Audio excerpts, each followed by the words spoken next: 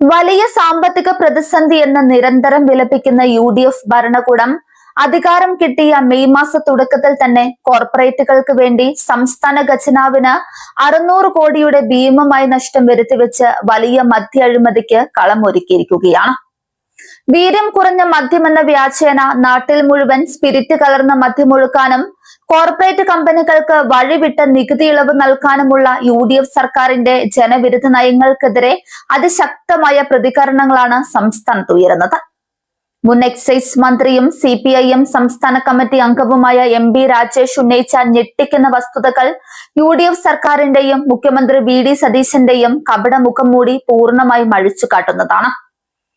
സംസ്ഥാനത്ത് വിൽക്കുന്ന ഇന്ത്യൻ നിർമ്മിത വിദേശ മദ്യത്തിന് നിലവിൽ 251% നികുതി. എന്നാൽ ഇതേ മദ്യവിപണിയിലെ വമ്പൻ കോർപ്പറേറ്റ് കമ്പനിയുടെ ആവശ്യത്തിന് വഴങ്ങി UDF സർക്കാർ വൻ നികുതി ഇളവാണ് പ്രഖ്യാപിച്ചിരിക്കുന്നത്. 10% വരെ വീര്യമുള്ള മദ്യത്തിന് നികുതി 251%ത്തിൽ നിന്നും 120%ആയി കുറച്ചു. 20% വരെ വീര്യമുള്ള മദ്യത്തിന് നികുതി 175%ആയി കുത്തനെ കുറച്ചു നൽകി. വലിയ സാമ്പത്തിക പ്രതിസന്ധി എന്ന ദിവസവും ആവർത്തിക്കുന്ന ധനകാര്യമന്ത്രിയാണ് ഒരു കോർപ്പറേറ്റ് കമ്പനിയുടെ വിപണി കൂട്ടാൻ വേണ്ടി മാത്രം കുറഞ്ഞത് 600 കോടി രൂപയുടെ നികുതി വരുമാനം ഒറ്റയടിക്ക് വേണ്ടെന്ന് വെച്ചത്. ഈ കൊടുക്കൽ വാങ്ങലുകൾക്ക് പിന്നിലെ താല്പര്യം എന്താണെന്ന് മുഖ്യമന്ത്രി VD സതീശൻ കേരള സമൂഹത്തോട് വ്യക്തമാക്കണമെന്നും അഴിമതിയിലൂടെ എത്ര കോടി കിട്ടിയെന്ന് സതീശൻ തുറന്നു പറയണമെന്നും MP രാജേഷ് ശക്തമായി ആവശ്യപ്പെടുന്നുണ്ട്. മുൻ LDF സർക്കാരിന്റെ കാലത്തും ഇതേ കോർപ്പറേറ്റ് കമ്പനി സമാനമായ ആവശ്യവുമായി ഭരണകൂടത്തെ സമീപിച്ചിരുന്നു. എന്നാൽ അന്ന് LDF സർക്കാർ ഈ ജനവിരുദ്ധ ആവശ്യം പൂർണ്ണമായും തള്ളിക്കളയുകയാണ് ചെയ്തത്. അന്ന് രണ്ട് കൃത്യമായ കാരണങ്ങളാണ് LDF ധനകാര്യമന്ത്രി ചൂണ്ടിക്കാണിച്ചത്. ഒന്ന്, നികുതി കുറച്ചാൽ സംസ്ഥാനത്ത് മദ്യം സുലഭമാകും. 2, സർക്കാരിന് വലിയ സാമ്പത്തിക നഷ്ടമുണ്ടാകും. അതേസമയം LDF സർക്കാർ ജനങ്ങളോടും കർഷകരോടും പ്രതിബദ്ധതയുള്ള നയമാണ് സ്വീകരിച്ചിരിക്കുന്നത്. സംസ്ഥാനത്തെ പച്ചക്കറികളും പഴങ്ങളും ഉപയോഗിച്ച് വീര്യം കുറഞ്ഞ മദ്യവും വൈനുകളും ഉൽപ്പാദിപ്പിക്കാൻ LDF അനുമതി നൽകിയത് സാധാരണക്കാരായ കൃഷിക്കാർക്ക് വലിയ ആശ്വാസമായിരുന്നു.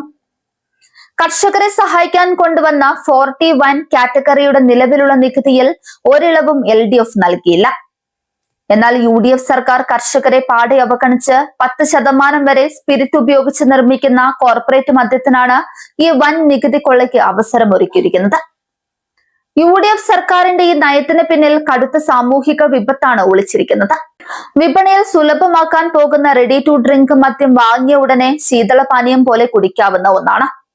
ഇത് വാങ്ങിക്കൊണ്ട് വളരെ എളുപ്പത്തിൽ പോക്കറ്റിലിട്ട് സ്കൂളുകളിലും കോളേജുകളിലും വരെ കുട്ടികൾക്ക് പോകാൻ സാധിക്കും.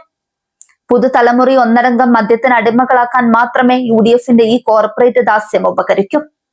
ഭരണത്തിലില്ലാത്തപ്പോൾ മദ്യത്തിനെതിരെ വലിയ രീതിയിൽ പ്രസംഗം നടത്തി നടന്നവരാണ് ഇപ്പോൾ അധികാരം കിട്ടിയപ്പോൾ നാട്ടിൽ മദ്യമൊഴുക്കാൻ കളമൊരുക്കുന്നത്. കേരളത്തിന് ഇത്രയും വലിയ വരുമാന നഷ്ടം വരുത്തിവെച്ച ഈ മദ്യനയത്തിന് പിന്നിലെ സാമ്പത്തിക ഇടപാടുകളെ കുറിച്ച് സമഗ്രമായ അന്വേഷണം വേണമെന്ന ആവശ്യം പൊതുസമൂഹത്തിൽ നിന്നും ശക്തമായി കഴിഞ്ഞു.